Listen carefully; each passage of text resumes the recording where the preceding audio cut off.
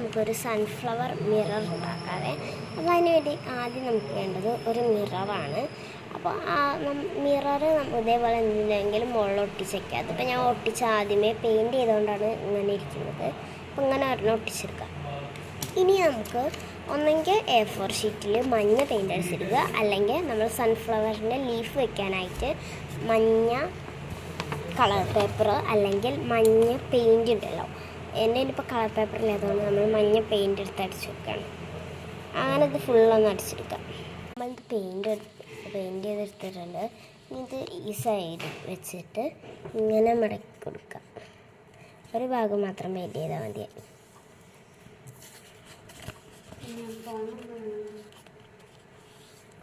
ഇനി നമുക്ക് ഇലകൾ പോലെ കുറച്ച് കട്ട് ചെയ്ത് വെക്കാം. ഇലകളല്ല, ഇതളുകൾ പോലെ.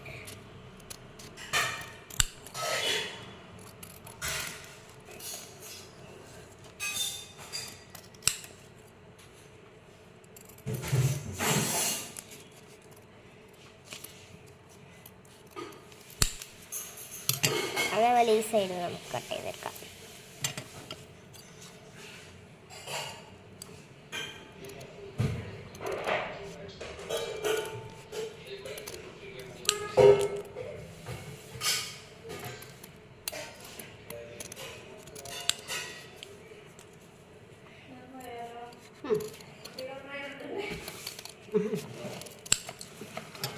നമുക്ക് ഈ ഇതളുകളൊക്കെ ഈ കണ്ണാടിയുടെ ചുറ്റും ഒട്ടിച്ചെടുക്കാം.